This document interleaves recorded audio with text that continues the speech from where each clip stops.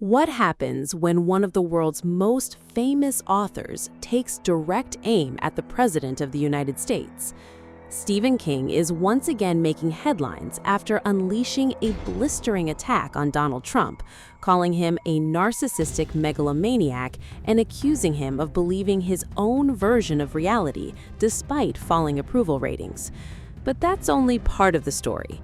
Trump's response to criticism, his repeated claims about record-breaking poll numbers, and fresh survey data have now sparked another explosive political debate just months before the crucial midterm elections.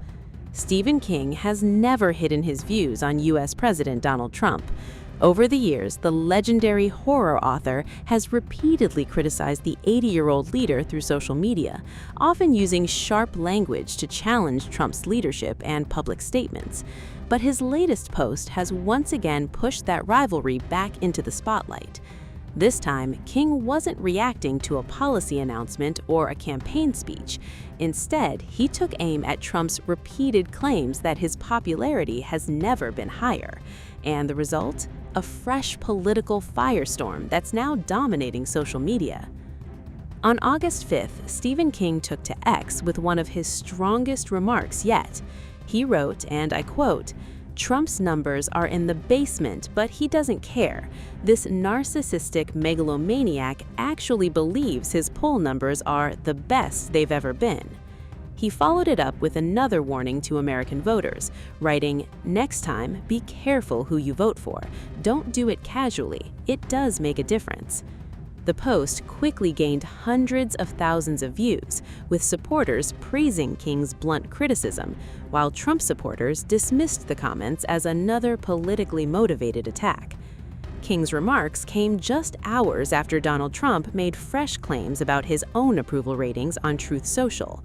The U.S. president wrote, "My real polling numbers, not those made up by the fake news media, are the best they have ever been. Don't believe the radical left's fake poll numbers. They are crooked and corrupt, just like the country-destroying Democrats are crooked and corrupt." This wasn't the first time Trump made such a claim. Back in June, he had posted, "My real poll numbers are the highest they have ever been." For Trump, mainstream polling continues to be something he publicly rejects, insisting that independent surveys fail to capture what he describes as his true level of popular support. However, several recent national surveys are painting a very different picture. According to reporting by the New York Times, Trump's approval ratings are either at or close to their lowest point across multiple nonpartisan polls.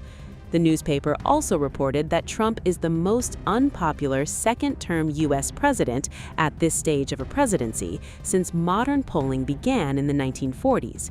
Its latest polling showed an approval rating of 38%, while 59% of Americans said they disapproved of his performance. Other surveys reported even lower numbers. An AP NORC poll conducted at the end of July placed Trump's approval rating at 33%. Meanwhile, a Quinnipiac University poll recorded an approval rating of just 32%, the lowest the organization has measured for Trump.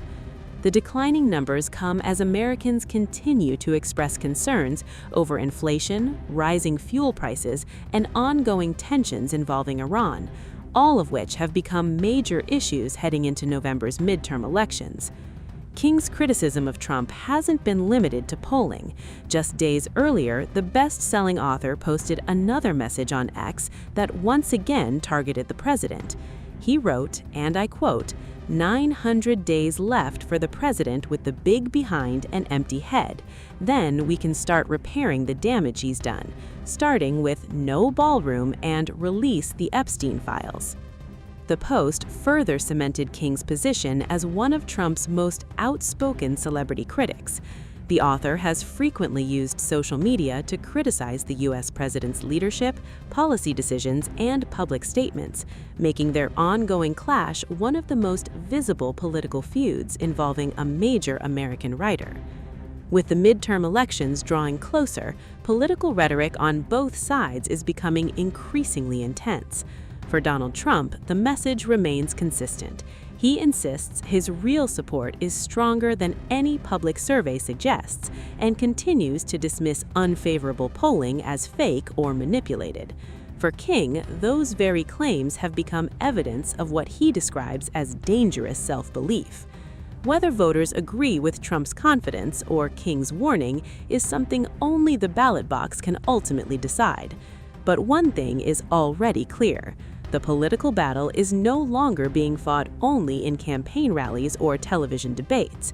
It is also unfolding every single day across social media, where one viral post can reignite a national conversation in minutes. As the race towards the midterm elections gathers momentum, expect the clashes between Donald Trump and his critics to grow even louder. Stephen King's latest remarks have once again ignited debate over leadership, public perception, and the power of political messaging in the digital age. Whether Trump's confidence reflects hidden support or whether the polls tell the real story remains a question American voters will answer in the months ahead. Until then, the war of words is far from over.